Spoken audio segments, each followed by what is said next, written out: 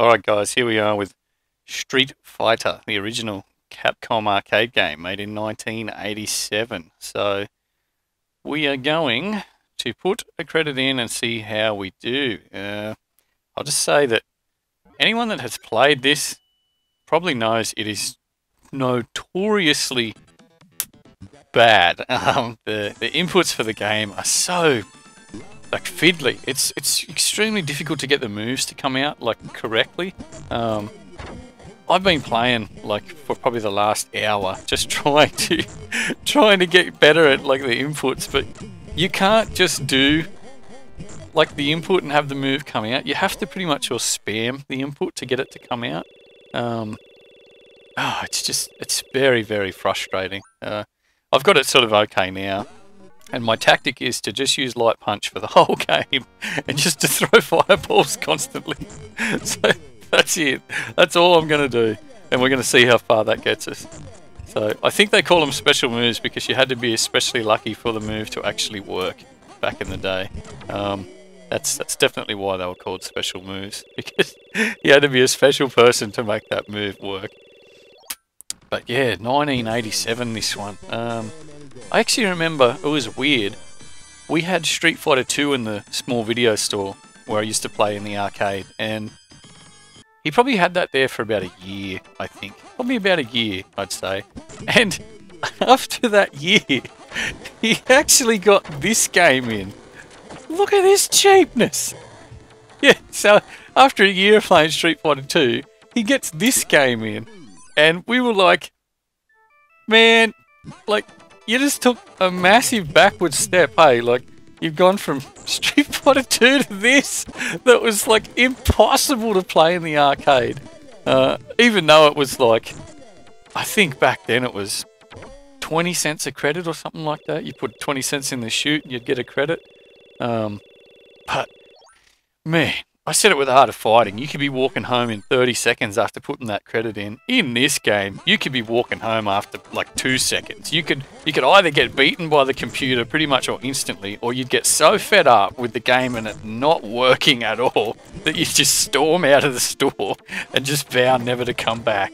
I remember it was a real nice machine though. The machine that they actually had in looked better than the Street Fighter 2 machine. It was a large, bright red machine, had all the nice Street Fighter art on the sides. They had the character, all the characters and all the moves and things like that printed on it as well. Looked awesome, but the game was just atrocious. Yeah, I think one day we went down. I think we spent $5 on it, which is 4,000 credits or something ridiculous, and we were determined to get to the end, and we could not get there, man. No matter how hard we tried, we just could not do it.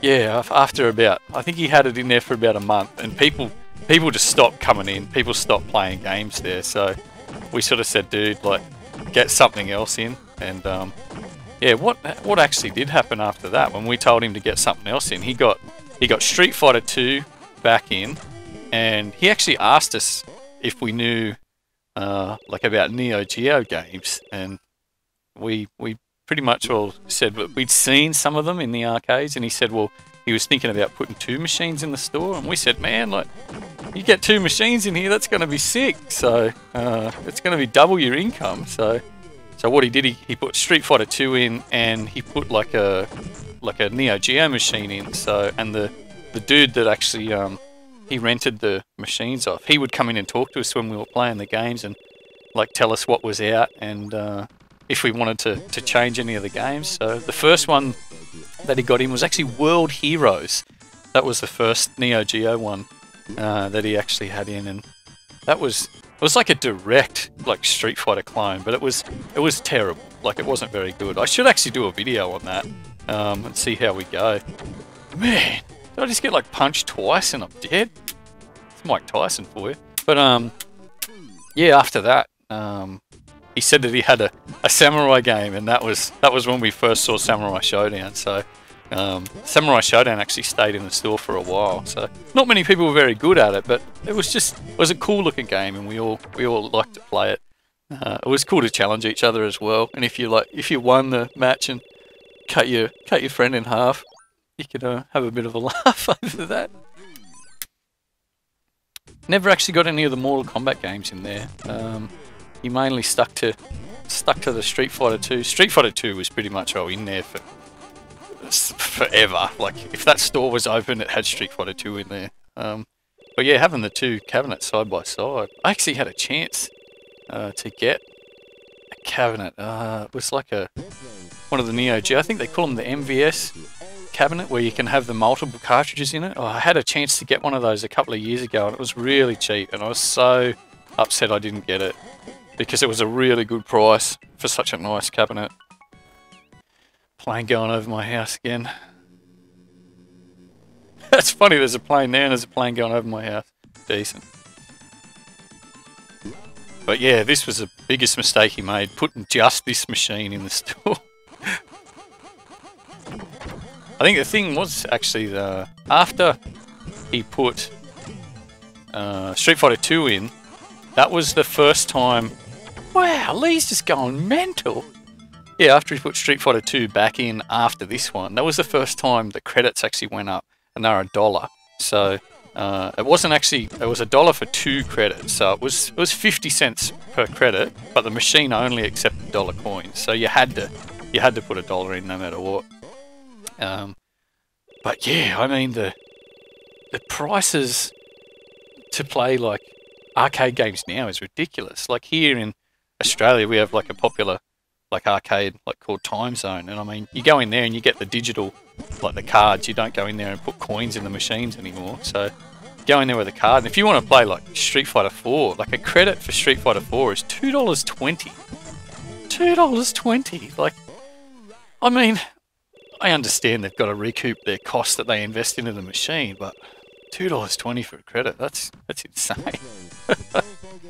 Compared to this was 20 cents a credit.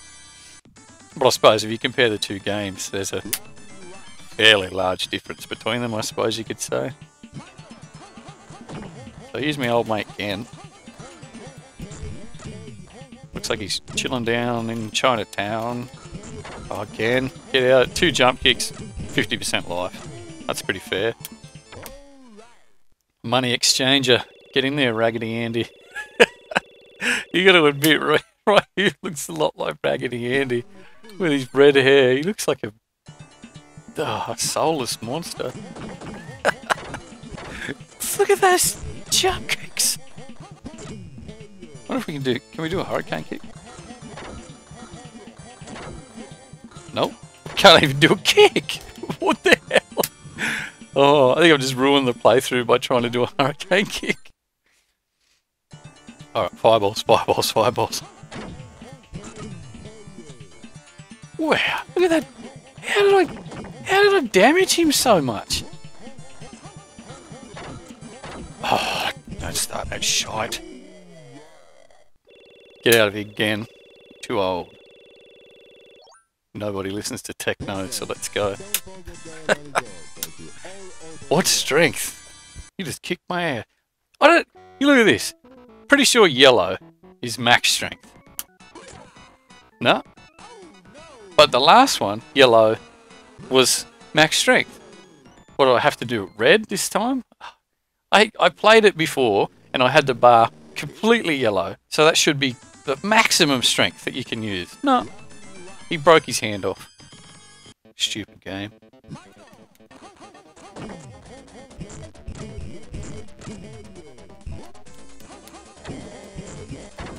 Oh, we're in trouble. Yeah.